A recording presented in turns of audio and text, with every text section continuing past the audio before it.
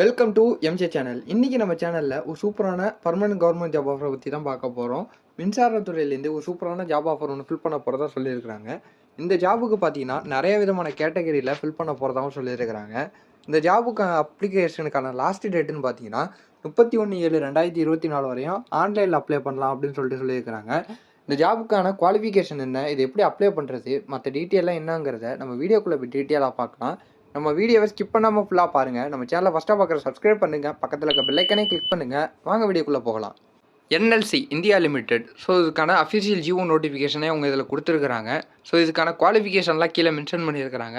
Mechanical engineering, mechanical and production engineering, civil structural engineering இதெல்லாம் முடிச்சிருக்கணும் அப்படின்னு சொல்லியிருக்கிறாங்க. டிப்ளமோ கேட்டகரியில் பார்த்தீங்கன்னா diploma in industrial safety conducted and institute under director general, so இந்த மாதிரிலாம் முடிச்சிருக்கணும் அப்படின்னு சொல்லியிருக்கிறாங்க.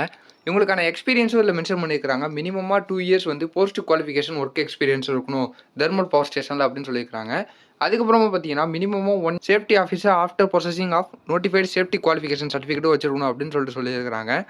ஸோ கீழே பார்த்தீங்கன்னா மற்ற டீட்டெயில் எல்லாமே கொடுத்துருக்குறாங்க. இவங்களுக்கான ஏஜ் லிமிட்னு பார்த்தீங்கன்னா ஒரு கேட்டகரிக்கு ஓபிசி கேட்டகரிக்கு 35 இயர்ஸ், எஸ்சி கேட்டகரிக்கு 37 இயர்ஸ்னு சொல்லிட்டு கொடுத்துருக்குறாங்க. அதுக்கு கீழே பார்த்தீங்கன்னா ஏஜ் ரிலாக்ஸேஷனும் மென்ஷன் பண்ணியிருக்கிறாங்க.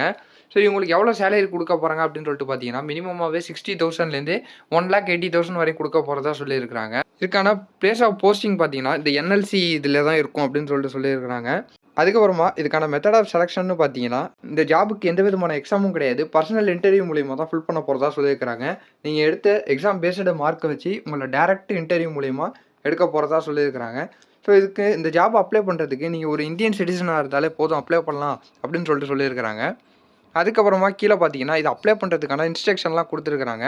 ஸோ இந்த லிங்க்கை நான் உங்களுக்கு டிஸ்கிரிப்ஷனில் கொடுக்குறேன். கிளிக் பண்ணி இதை எப்படி அப்ளை பண்ணுறங்கிற இன்ஸ்ட்ரக்ஷன்லாம் இதை பார்த்து படித்து தெரிஞ்சுங்க.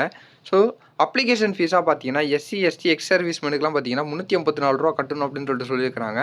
ஸோ மற்ற அதர் கேண்டிடேட்லாம் பார்த்தீங்கன்னா 854 ரூபா கட்டணும் அப்படின்னு சொல்லியிருக்கிறாங்க.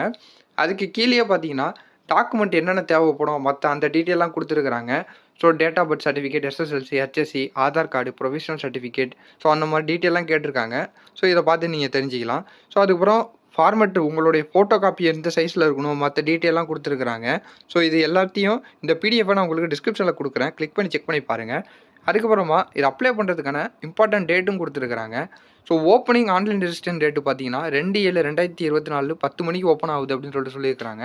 ஸோ க்ளோசிங் டேட் பார்த்தீங்கன்னா நான் முன்னாடி சொன்ன மாதிரி 31/7/2024 அன்றைக்கி முடிவடையுது. யாரெல்லாம் இந்த ஜாபுக்கு குவாலிஃபையாக இருக்கீங்களோ இந்த ஜாபுக்கு அப்ளை பண்ணி ட்ரை பண்ணி பாருங்கள். நம்ம வீடியோவை ஸ்கிப் பண்ணாமல் ஃபுல்லாக பார்த்துருப்பீங்கன்னு நினைக்கிறேன். இந்த வீடியோ பிடிச்சிருந்தா லைக் பண்ண, கமெண்ட் பண்ணி, ஷேர் பண்ணுங்கள். இதே மாதிரி ஒரு சூப்பரான வீடியோவில் நான் உங்களை அடுத்து சந்திக்கிறேன்.